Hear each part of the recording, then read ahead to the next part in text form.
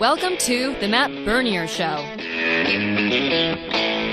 going on? Welcome to the Matt Bernier Show here on DRF TV, live.drf.com, livestream.com, Twitter, and Facebook as far as social media is concerned. If you check this thing out, podcast, YouTube, SoundCloud, iTunes, video.drf.com, all sorts of ways for you to find the show. If you want to follow me on Twitter, at Bernier_Matt is the way to do so. Today is Friday, May the 12th. And this is sort of the gap period between the Kentucky Derby and the Preakness. Always Dreaming prevails in the 143rd running of the Kentucky Derby. It was a very, very impressive performance. We'll take a look at that in a minute.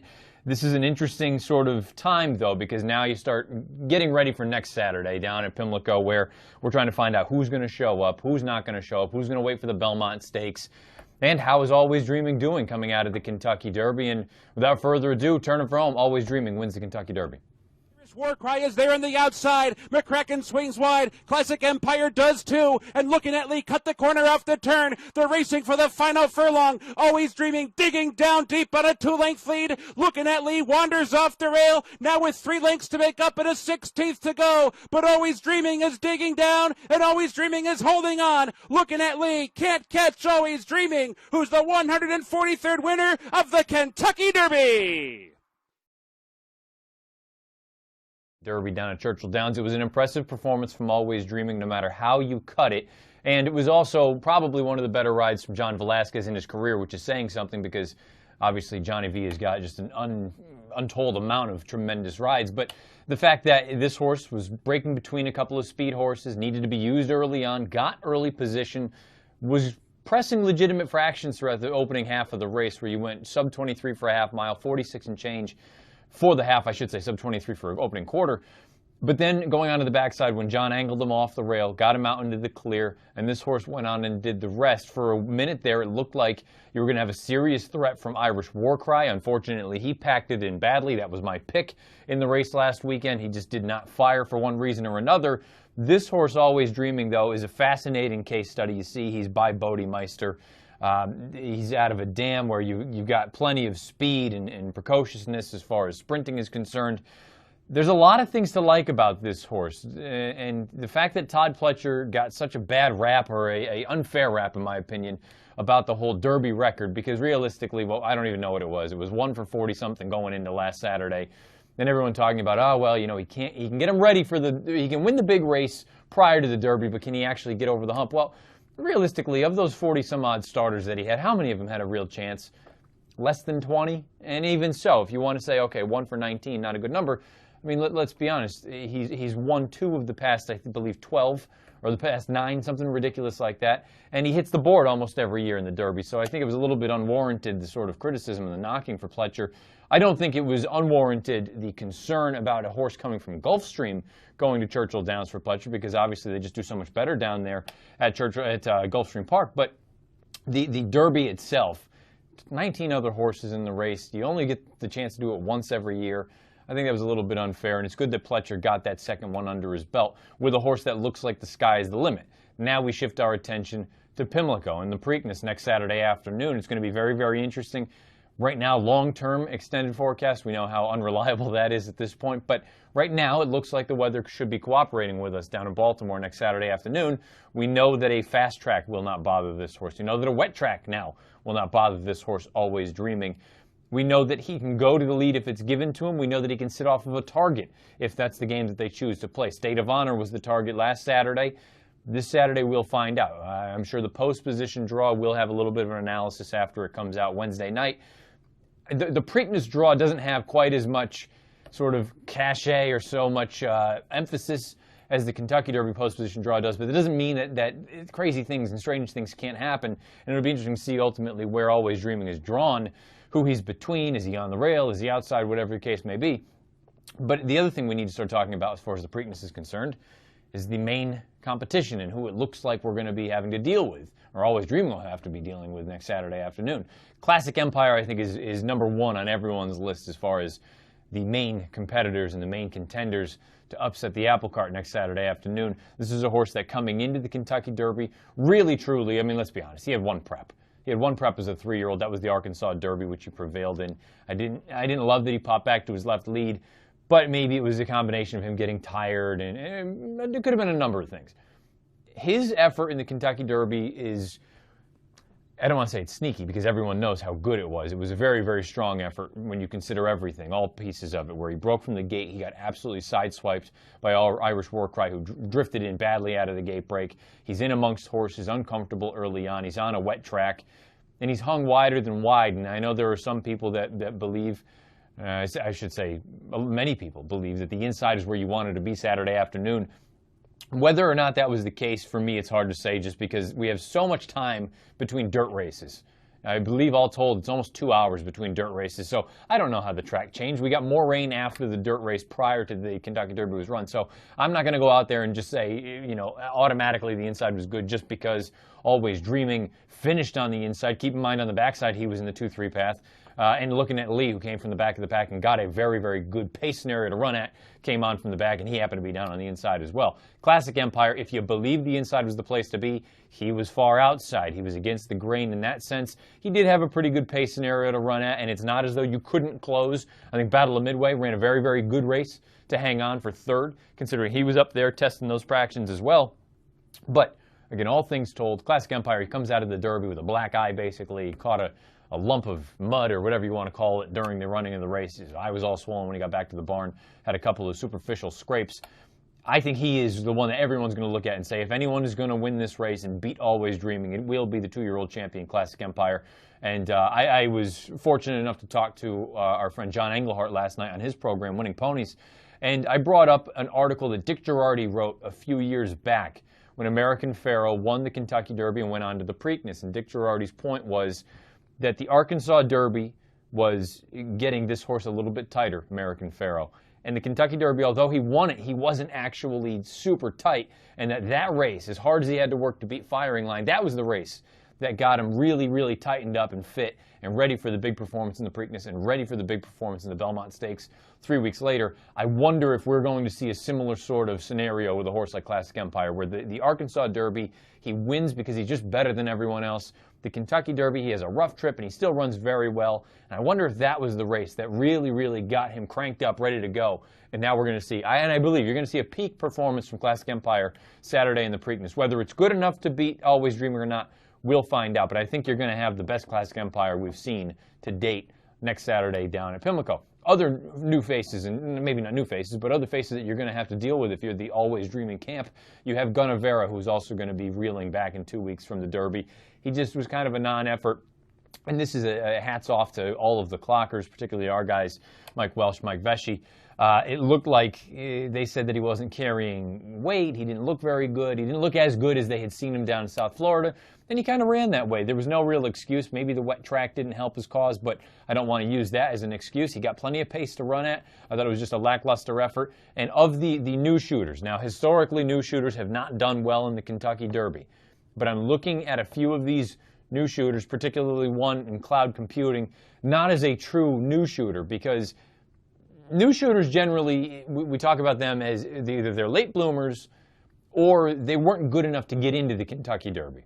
And generally, that's why they're not good enough to win the Preakness, because those horses coming out of the Derby are just better than they are. Cloud Computing, to me, is an exception to that rule, because he could have run. He was in the Derby. Same with Conquest Mo Money. They were in the Derby. They could have run if they wanted. They chose not to. They chose to bypass and wait for this race here in the Preakness. I don't look at them as sort of the traditional new shooter. I look at them and say, you know what? They were good enough to run the first Saturday in May. Their connection just said, we want to have fresh horses and take a shot at all these guys coming out of the Kentucky Derby at the Preakness. I think Cloud Computing, of the fresh faces, is the one I'm most interested in. I think there's a world of ability there. And obviously he's in great hands with Chad Brown. And Conquest Mo Money. He's a fascinating story. He's a fascinating horse.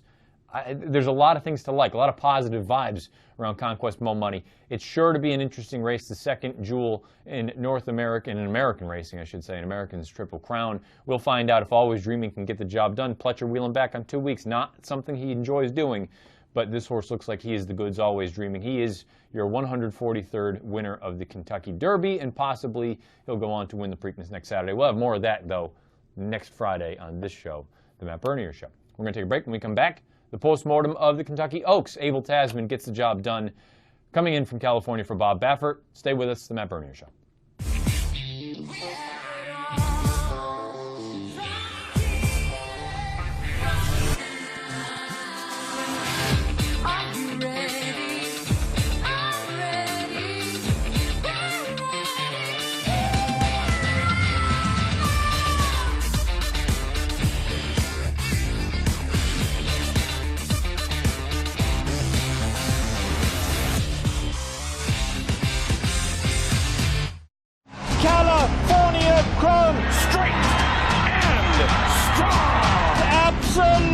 He's sensational. California Chrome.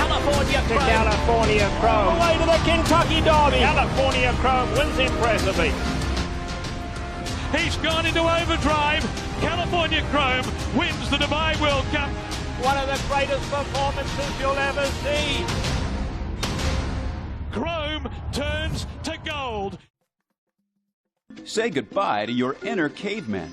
If you're making caveman bets on pick sixes, you could be leaving money on the table. DRF Bets Ticket Maker helps you build more profitable exotic bets and place them with one click. Raise your game with DRF Bets Ticket Maker. Be a samurai with your ROI. DRF Bets Ticket Maker helps you cut out unprofitable exotic bets before they happen and be the master of profits. Raise your game with DRF Bets Ticket Maker, the exotic wagering app. Ladies and gentlemen of Cincinnati, clear your dance cards, because this is an invitation from Jack. Jack says the best business to get into is monkey business. Jack says once in a lifetime can happen every night. Damn the torpedoes and tomorrow morning. Prepare to live it up, live it loud, and relive it all over late night chilly three-way. Because Cincinnati, this is really happening. 12:11 on the East, 9:11 on the West. The Matt Bernier Show on DRF TV, live.drf.com, live stream, Twitter, and Facebook. And then obviously the podcast you can find a million different ways right down there at the bottom of the screen if you're watching the video edition of this. We went over sort of the post of the Kentucky Derby. Let's go over the post of the Kentucky Oaks. Abel Tasman gets just an incredible pace scenario in which to run at. She closes from the clouds to win the Kentucky Oaks. Travis Stone with the call. Paradise Woods is under pressure but has lost the lead. Abel Tasman's roaring down the center of the track. Vexatious is also there. Lockdown's trying to find a seam toward the inside. 1 furlong to go. And Abel Tasman has gone from last to first in the Oaks with 1 furlong left. Vexatious fights on. Lockdown coming up the rail. Daddy's Little Darling's got a shot. 100 yards to go. Abel Tasman in front. A final try from Daddy's Little Darling. Abel Tasman from last to first in the Oaks. Big Money Mike Smith gets the job done with Abel Tasman for Bob Baffert. This was Abel Tasman's second start in the Baffert barn. You see the overall record for this filly. She might be a little bit underrated still, just because you've got the sort of the big two, if you will, as far as the 3-year-old fillies are concerned. We'll talk about Paradise Woods in a moment.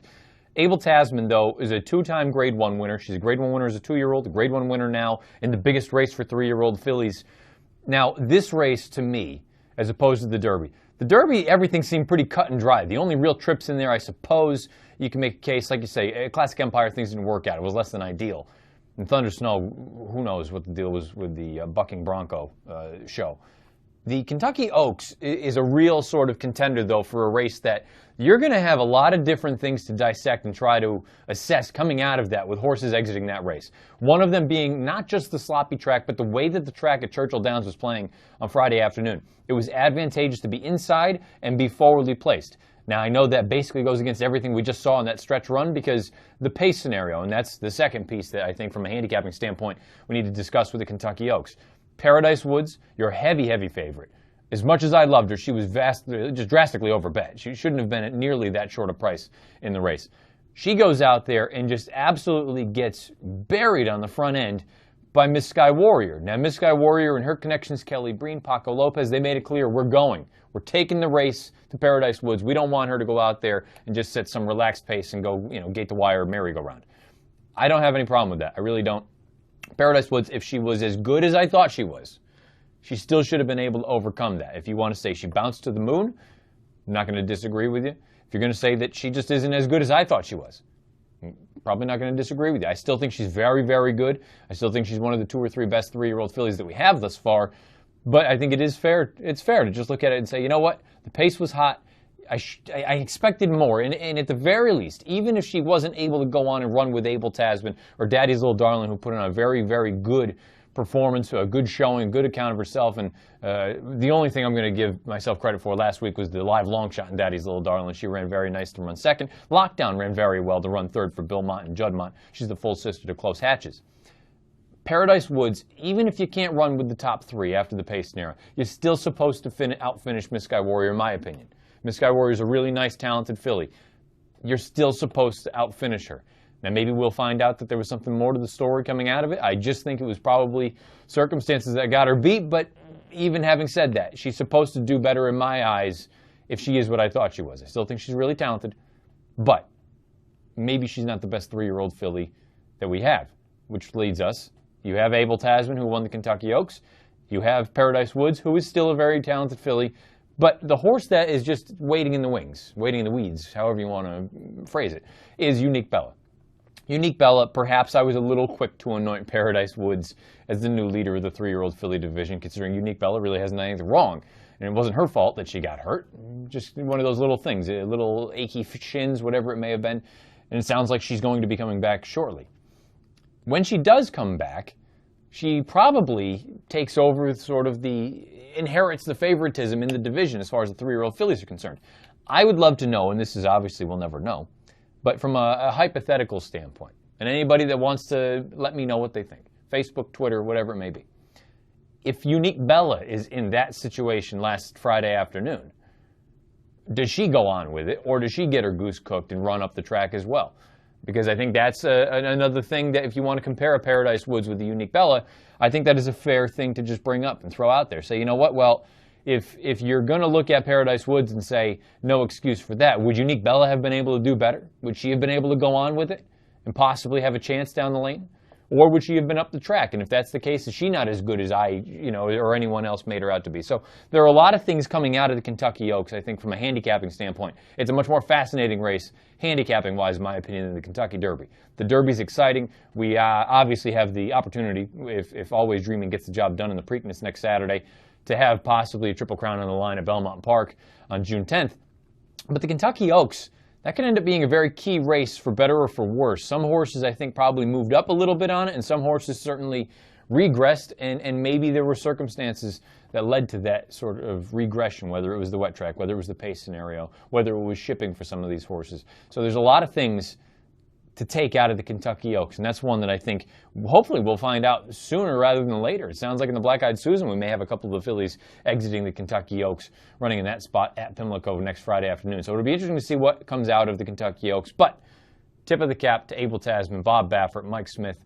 They get the job done in the Kentucky Oaks. We're going to take a break. When we come back, it's time to dive into some handicapping. Weather here in New York doesn't sound like it's going to cooperate, but that won't stop us. We'll go over a couple of races there, as well as one in Southern California. Stay with us, the Matt Bernier Show.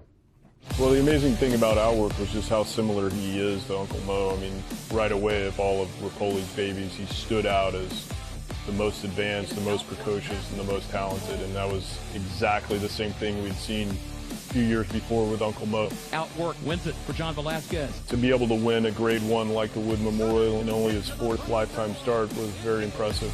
It is Outwork in front.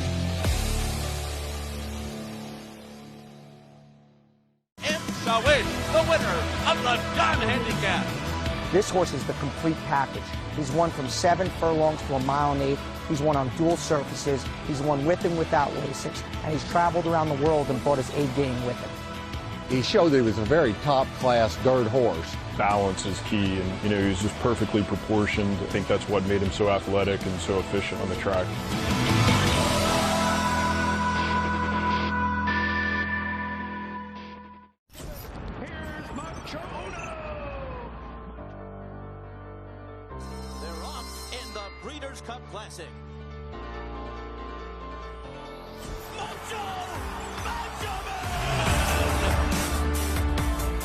Private Zone has run a 45 flat half mile and has opened up 2.5 lengths. Private Zone's got the lead close to home and he's all by himself. Private Zone wins the Forgo. Texas Red second best, and here is one talented colt named Speightster. I would say Speightster is maybe one of the most exciting horses that I've trained. He was a grandson of Gone West. Another horse that I had trained named Elusive Quality from that line was a world record holder at Belmont Park. Speightster showed some of that same speed. When you'd ask him the question, he could answer. One talented colt named Speightster. 12:20 on the East, 9:20 on the West, the Matt Bernier Show on DRF TV. Let's dive into some handicapping on this upcoming Saturday afternoon. 2 races from Belmont Park, 1 from Santa Anita. Before we even dive into the Belmont Park analysis, we need to talk about the elephant in the room. It sounds like Mother Nature, she's not going to be kind to us here in the New York area. Saturday afternoon, the question is not if it's going to rain, it's when and how much, and how does that affect the fields where you've got 4 graded stakes races, and unfortunately, it sounds like you may have some defections. Let's first dive into the 3-year-old prep for the Belmont Stakes. That is the Peter Pan. It's going to be race number 4 tomorrow afternoon. It's a Grade 3 event, 1 1/8 at 1 turn at Belmont Park at Big Sandy. Let's take a look. You've got a field of 6. This is pre-scratches, pre-changes, anything like that. Those of you that are new to the show, the way this thing works on the far right side, if you're watching the screen, you've got my odds, not a morning line, my value line, what I think is fair value on each one of these runners. We'll take them in post position order. Master Plan 6-1, Timeline 2-1, Meantime 5-2, Impressive Edge 6-1, Looking at Blessing 49-1, Take Your Guns 8-1. Timeline is going to be, he may be the most fascinating runner all day on Saturday, coast to coast, because thus far in his career for Chad Brown, he has done nothing wrong. His career debut down at Gulfstream Park was very, very impressive. That was in a maiden special weight race that has come back to be quite live. He had, I believe it was Time to Travel, come out of that race and break his maiden next out. He went on to run in the Lexington. It's become a very productive race down there at Gulfstream. He comes back, and in his second lifetime start, he catches a sealed wet track at Aqueduct, 1-turn mile, and he puts on an absolute show. He never looks like a loser underneath Castellano. He goes off and gets a 102 Beyer speed figure. Now, it's always one of those things. I believe his career debut, he earned an 86. You always need to be careful about the wet track move up. You know, how much did the horse just love the slop? And that's why the number inflated as much as it did. Well, 2 things. Saturday, probably not going to find out one way or the other, simply because it sounds like we're going to have a wet track, whether it's sloppy, whether it's muddy, whatever the case may be. So we won't really find out the story there. But if you really, really take a look at it, this horse, big pedigree, high-profile connections, has done nothing wrong in 2 starts. The thing that I like the most about Timeline, you look at his career debut, he was late to change leads. He came from off the pace down at Gulfstream, never an easy thing to do on the main track. To me, it almost looked like he was green, like he was still figuring things out. Much more professional in that most recent start at Aqueduct. I think he just gives off the impression that he's legitimately talented, that the wet track, sure, he probably loved it, but I don't think that that is the only thing that makes him a legitimate threat in a race like the Peter Pan, and for that matter, going forward in a race like the Belmont Stakes. I do think I'm going to give the air quotes. A live long shot would be Meantime in here for Brian Lynch. Meantime is a horse that most recently, going 1 1/8 down at Keeneland, muddy, sealed track, gate-to-wire fashion, put on an absolute show. The concern now becomes that was a maiden race. He's going to be facing much tougher. It's not like he's never faced good horses in his career. He debuted against Patch, who was a nice runner. And in his most recent start, you know, he faced a couple of decent horses, but I like the fact that the wet track is going to be in his favor because he's already proven that he can handle that. I also look at the race from a race shape standpoint and think there's not a lot of speed signed on. I believe Castellano's going to ride Timeline as if he's just the best horse. I believe they're going to let Meantime go. And I think Meantime could probably get brave out there. Maybe he's not good enough to win. And I'm calling him, again, air quotes, live long shot because I think he's going to take a little bit of money. But he's my pick in the Grade 3 Peter Pan. We move on to the turf for the Grade 1 Man o' War. You have a field of 8. It could be a field of 6, if not less, by the time they start. Let's take a look at that field. The 2 horses that you need to be a little bit sort of leery about whether or not they're going to run, the 5 Highland Sky, the 7 Twilight Eclipse. Highland Sky scratched from last weekend's Fort Marcy because of the wet track. Twilight Eclipse cannot stand up on a wet track, or I should say wet turf. So this could easily be a field of 6, if not less. And obviously, the odds, my value line, would change. But if this field does go, I think it's a wide open field, right in post position order. Sadler's Joy 5-1, Charming Kitten 9-1, Wake Forest 5-1, Zukova 5-1, Highland Sky 9-1, Patterson Cross 7-1, Twilight Eclipse 24-1, and Taglib 7-1. Obviously, I'm not going to sit here and tell you that I have a most likely winner, or even a vulnerable favorite for that matter. I think it can go. You can go any number of ways in this race. I wouldn't argue with anyone that picked any horse. I do think a live long shot, though, is the number 2 Charming Kitten. We're going to take a look at his most recent race. This was down at Keeneland, and look, it was a fine enough effort. You see him in the back in the Ramsey Silks. This was over yielding going in the Elkhorn. At this point, it's in the post, is already taken over. But you're going to see a big late move from Charming Kitten, and I really don't care. You're going to see him pop to his left lead, and then right before the wire pop back to his left lead. Doesn't really bother me because this ground was so testing. To me, that's a positive, though, because he's probably going to get just as testing, if not more so, tomorrow afternoon at Belmont Park. Mile and 3/8, we know that's not going to be any issue for him. That race we just saw in the Elkhorn, that was at a 1.5 miles, so the 1 3/8 is only going to work to his advantage.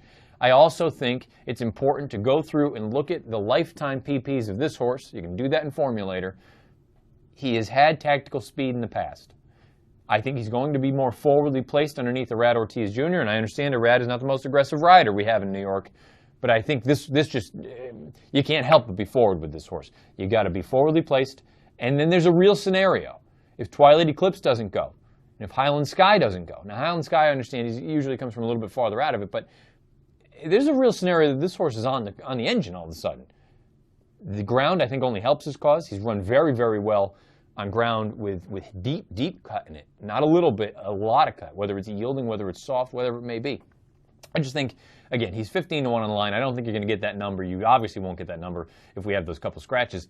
I just think he's one to consider at a big, big number. He may not be the most likely winner, but he's my pick in the Grade 1 Man of War. Let's go out to Southern California, where it sounds like the weather is thankfully going to be a little bit on the nicer side. This is the Grade 3 Las Barrera. This is for 3-year-olds going 7/8 of a mile on the main track. Short field, only 6. Kind of the common theme for this week. This is, again, the calm before the storm, between the Derby, between the Preakness. So you got some little things going on. Good racing, but maybe not the biggest fields. A field of 6 right in post position order. American Anthem 6-1. Kim Bear 7-2. Bobby Abu Dhabi 8-1. Taxman's Quest 10-1. Sutton Impact 6-1. Aristocratic 5-2. Aristocratic is a very, very pretty mover. He buried the San Pedro field most recently. The interesting thing about Aristocratic, since that race, we have had a trainer change. All of Kaleem Shah's horses have been taken from the Doug O'Neill barn, and now they've been dispersed in a couple different spots. This horse goes to Simon Callahan. I can understand going with this horse. I think he is one of the more likely winners in the race. My only concern is both of his wins thus far have come outright on the lead. And I think there's quite a bit of pace signed on in this race. You've got Sutton Impact, who just broke his maiden most recently in for $75,000. They move him immediately into a graded stakes race. You have Taxman's Quest, who has legitimate early gas in this spot. You also have American Anthem from the rail. He's the X factor in the race. I don't want him at a short price. I'm not going to be stunned at all if he wins, but I don't know what we have here anymore. His first 2 starts, he was promising. His last 2 have been dreadful. He's been a dumpster fire. If he can right the ship, he's certainly a player in here, but I think they have to go from the rail. You don't want to get cute and try to take back, angle out over heels. I think they got to just send him. So I think the pace is going to be quite lively in here. And another, air quotes, live long shot. I think Kim Bear is interesting in this spot on the turn back. His Santa Anita Derby, to borrow one of Illman's lines, was inoffensive. It was not good. It was not bad. It was just kind of, it was even. I think the turn back is going to be beneficial. His 2 sprints going 1 turn on dirt have both been very, very good. He broke his maiden 2 starts back with an 87 buyer going 1 turn in a sprint race. I think Kim Bear is able to sit off of the pace. If it develops, he can make a move. If for some reason the pace doesn't develop, he can be a little bit more forwardly placed. So I think Kim Bear is an interesting one in here for Eric Kruljack in the Grade 3 Las Barrera. We'll see how these things go. 3 races. Hopefully the weather in New York doesn't quite get as bad as they're saying it may, but we'll find out. 3 races. We'll touch on them briefly next week because we got a big show next Friday afternoon. You're going to have the Preakness. We'll probably go over a couple of the races on Friday afternoon's card. You've got the Black-Eyed Susan. You've got the Pimlico Special. It sounds like Shaman Ghost making his return to the races. So a lot of good things next Saturday. It will be, this show on Friday will be focused in predominantly on Pimlico and the Preakness Stakes. I want to thank everyone for watching. If you're watching live.drf.com, whether it's any other version, livestream.com, Twitter, Facebook. If you're listening to the podcast, you have YouTube, SoundCloud, iTunes, video.drf.com. If you want to watch the show and see some of the graphics and the replays, you have it on YouTube and video.drf.com. If you just want to listen to this thing, you have YouTube, you can listen to it, or you have iTunes and you have SoundCloud as well. So out of the gate, this is the new weekend handicapping preview show that we have on DRF and video.drf.com. Dan Illman, Mike Beer, myself, Nicole Russo, Jonathan Kinchin, Craig Milkowski, you name it. They're involved in this thing. We go through all sorts of different races. Quick previews. It's a quick hitting show. If you're looking for that sort of pregame, you watch this thing on Saturday morning. It's good stuff to get you primed and ready to go for the afternoon's races. It's really, really a fun show. Fast, up tempo, something you want to check out of the gate. And guess what? Going forward, that's going to be a fun new wrinkle of this entire thing. Instead of throwing to the Friday Formulator Race of the Day, we're going to lead right into Out of the Gate. So each week you're going to have the new episode. It's going to come on right after this show on Fridays if you're watching on live.drf.com or livestream.com. And if you don't check it out immediately following my show, you find it on all the other mediums, the same way that you find my show, whether it's video.drf.com, YouTube, SoundCloud, iTunes, all sorts of different ways. Out of the Gate, That's the new show, drf.com. Check it out. Make sure. Best of luck this weekend. Try to stay dry if you're going to be out at Belmont Park on Saturday afternoon. For better or for worse, we'll talk about it, but we'll get ready next Friday on this show, the Matt Bernier Show. The Preakness, always dreaming, tries to go 2 for 3 on his way to Belmont Park. We'll find out if he can capture the Preakness next Saturday afternoon. Without further ado, out of the gate.